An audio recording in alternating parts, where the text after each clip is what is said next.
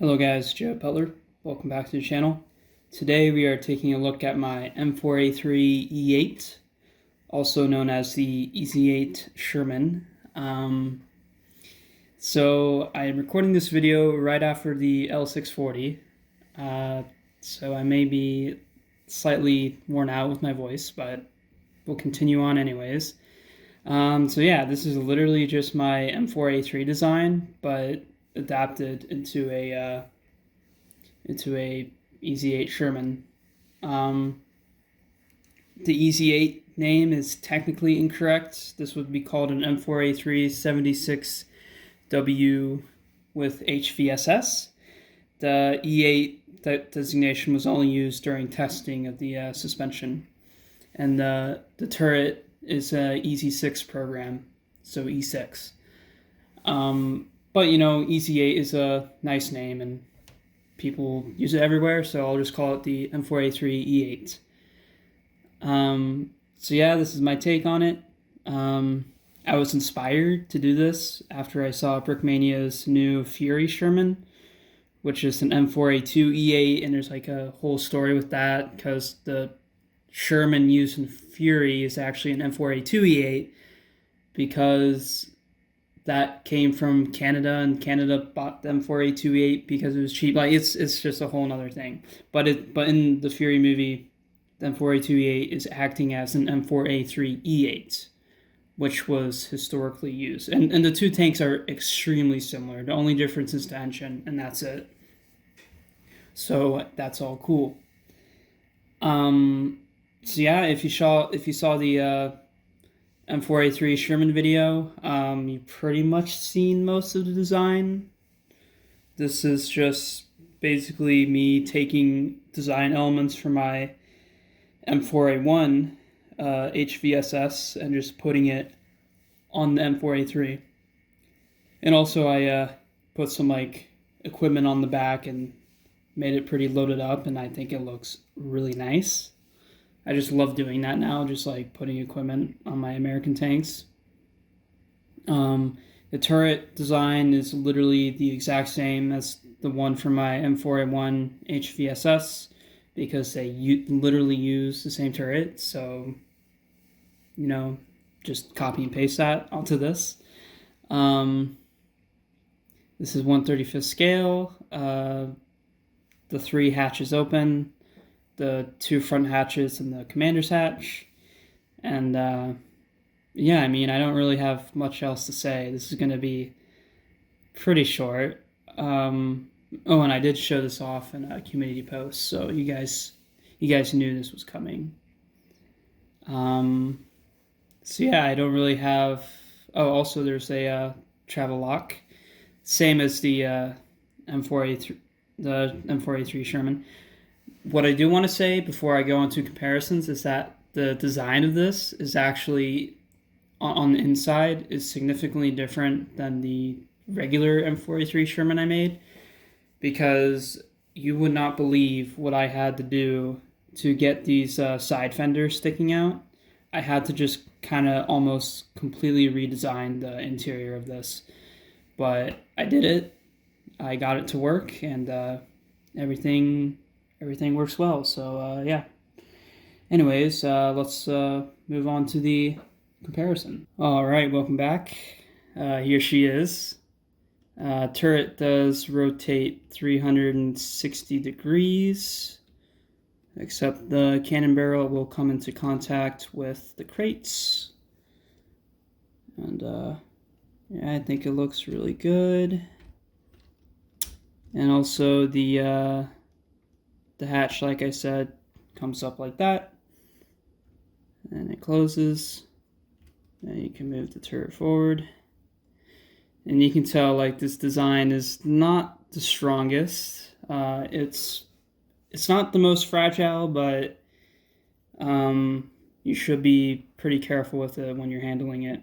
Also, I got some lights on the front. Someone did suggest that to me, so thanks. I think it does make it look better, just some more detail. But yeah, anyways, let's get some minifigures. So here's American tanker, just kind of standing next to it, and you can see the the scale. Once again, this is 9 studs wide.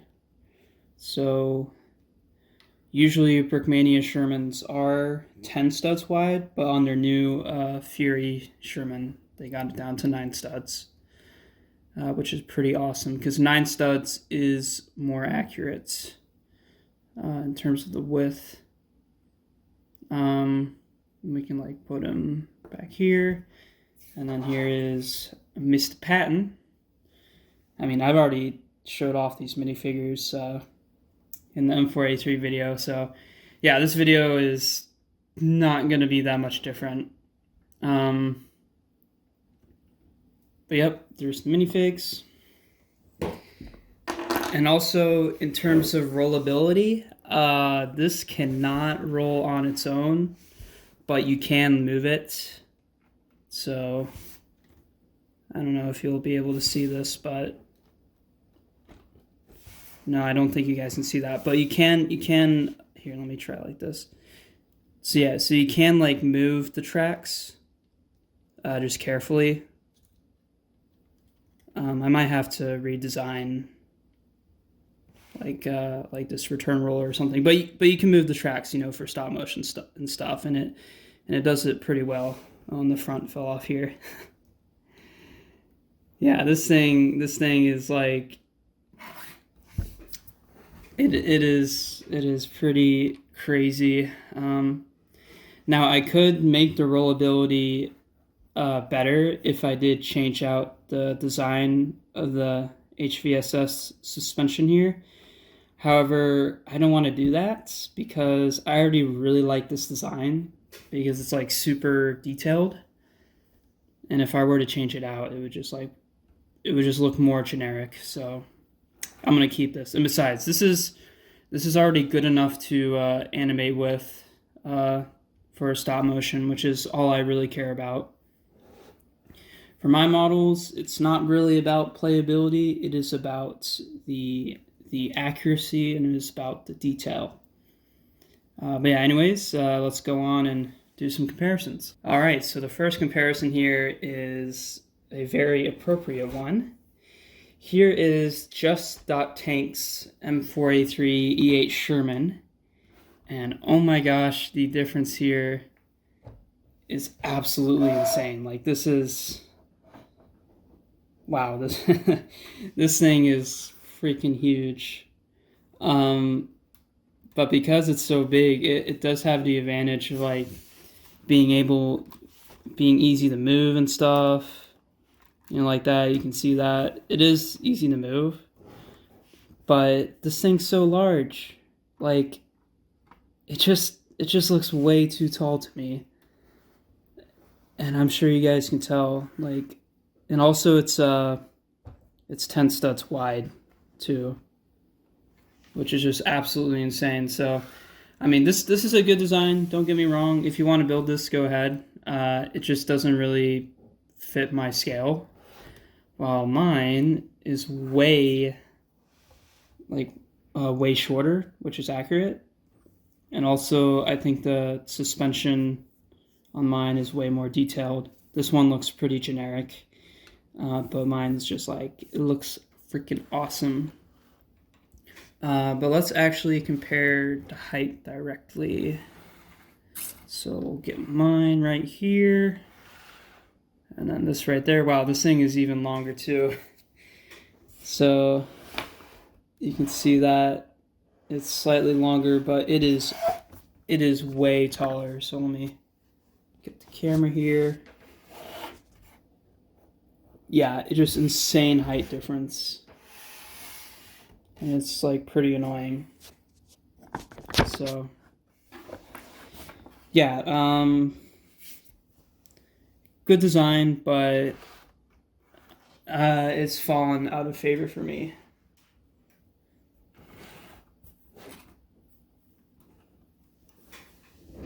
All right, the next comparison is pretty obvious. It is my M4A3 Sherman. So here she is.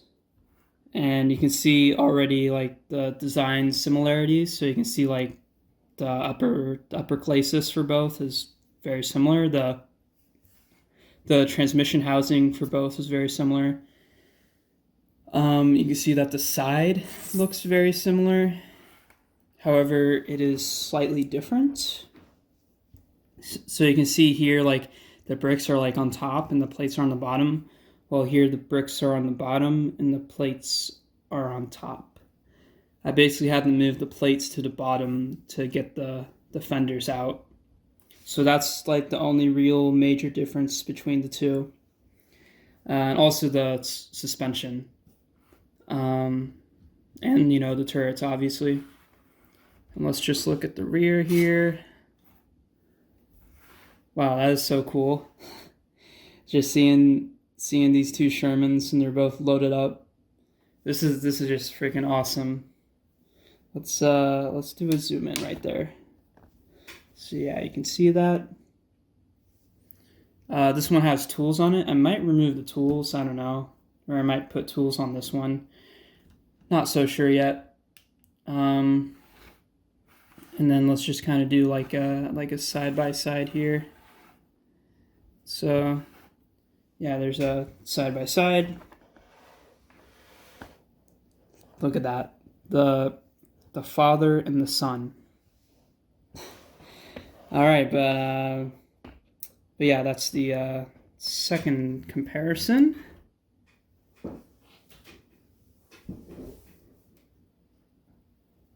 All right, the third comparison here is going to be with the original, or my original EZ8 design. So this is the M4A1 with EZ8 suspension. And you can see that on the two, it's literally the exact same. Like, you know, literally the same. So yeah, and the turrets are literally the same.